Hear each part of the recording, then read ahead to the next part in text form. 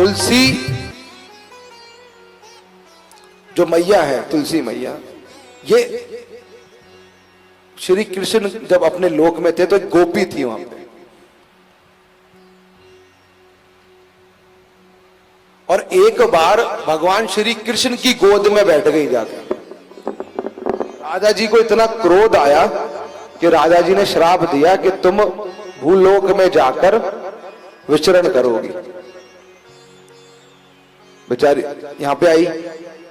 वहीं उसी समय एक गोप भी था। गोपी और गोप दो होते हैं, तो गोप भी था, उसको भी राजा जी ने श्राप दिया था। सुदामा नाम का गोप था एक। वो शंखचूर बन के पृथ्वी पर जन्म लिया। ब्रह्मा जी की इच्छा से तुलसी और शंखचूर का विवाह हुआ। शंखचूर शक्तिशाली था। राक्षसों के कहे अनुसार देवताओं पर आधिपत्य करके इंद्र का सिंहासन जीत लिया। तो तुलसी जी विवाह हुआ। देवता त्रास्त होने लगे, नारायण के पास पहुंचे। नारायण भगवान शिव के पास पहुंचे और शिव जी से कहा कि इसका जो उद्धार है वो आपके हाथों होगा, और शिव जी को एक त्रिशूल दिया। बोले इस त्रिशूल से इसका वध होगा। शिव जी बोले ठीक है। सब शिव जी अपनी सेना को तैयार करे, और सेना तैयार करके युद्ध करने पहुंचे।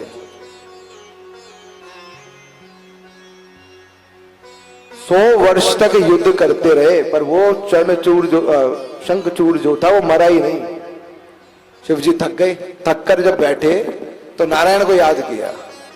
नारायण आए, नारायण से पूछा कि यहां बैठो। बोले सच सच बताओ कौन सी लीला कर रहे हो? बोले क्यों? बोले तुमने मुझे युद्ध करने भेजा, शस्त्र भी खुद ने दिया। बोले 100 वर्ष तो हो गए, ये मरने का नाम नहीं ले रहा। तो अब नारायण ना बड़े हंस के बोलते, मतलब उनका वो एक चरित्र है, छलिया है वो छलिया। मैंने बताया था ना वृंदावन का छलिया है। अरे बोले नहीं ऐसी कोई बात नहीं है। वो उनके गले में ना तुलसी जी की माला है। तो बोले फिर? बोले माला हट जाएगी और आप मार देना। तो शिव जी बोले जब माला हटनी थी और पता ही था तो 100 वर्ष युद्ध क्यों कराया? बोले नहीं मैं देख रहा था आप बूढ़े तो नहीं हो गए। तो बोले अभी ताकत तो है, आज माला हटाता हूं और आप फिर वध करो। विष्णु जी शंखचूड़ का रूप धारण करे और तुलसी के समक्ष पहुंचे। जैसे ही तुलसी का एक नाम था वृंदा, जिसके नाम पर वृंदावन का नाम पड़ा। तो जैसे ही तुलसी ने नारायण को स्पर्श किया, अपनी पवित्र पतिव्रता होने के जो उसका योग था, जो शक्ति थी, उससे वो ये पहचान गई कि ये मेरे पति नहीं है।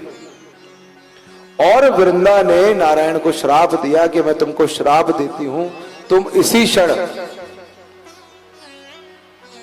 पत्थर के बन जाओ।